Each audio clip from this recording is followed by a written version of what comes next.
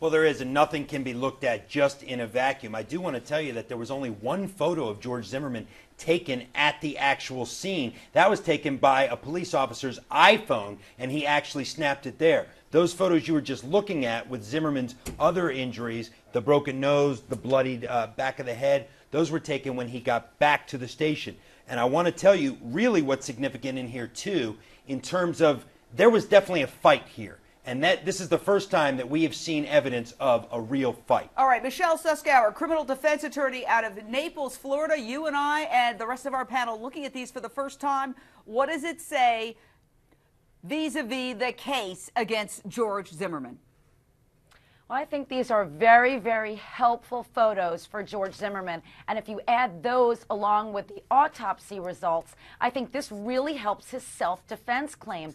I mean, the claim about the back of his head, remember, Jane, we looked at the videotape from the police station. You couldn't really see any of that because he was really cleaned up.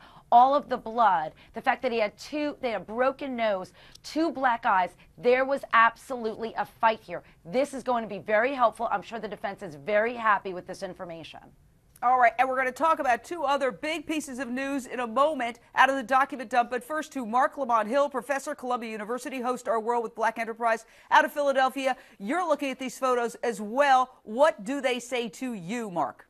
Well, there's obviously evidence of some sort of struggle, but they don't say to me anything exculpatory. There's nothing here that makes me think that there's nothing here to refute the idea that George Zimmerman still initiated an altercation and still used unnecessary force. You know, the idea that Trayvon Martin may have had THC in his system, the idea that he may have had marijuana in his system is not evidence that he was an aggressor. In fact, there's no evidence medically that marijuana makes someone more aggressive.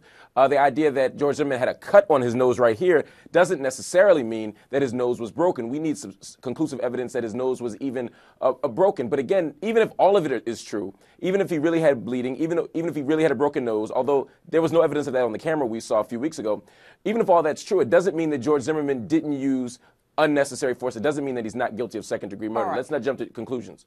Lisa Bloom, author Swagger at the Bloom firm. You're looking at these photos as we all are for the first time, but look at that cut. Now, I had asked when the medical report came out showing that he had a broken nose according to his family doctor, my first question, are there x-rays? Because a lot of people said, hey, you know, pretty much you're friends with your family doctor. You could hypothetically get your family doctor to say just about anything if you're in a pinch, perhaps.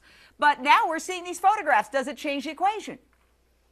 Well, I want to connect this all up. So we have a mark on Trayvon's left knuckle, and we have a mark on Zimmerman's nose. Does that mean that Trayvon punched him in the nose? Was Trayvon left or right-handed is a question that I have, because otherwise the left-handed injury could be defensive or offensive, depending on whether he's left or right-handed. Clearly there was a scuffle. We don't know who initiated it. We don't know who escalated it. We don't know who threatened who. So this is clearly some important relevant evidence, but it's only a piece of the story.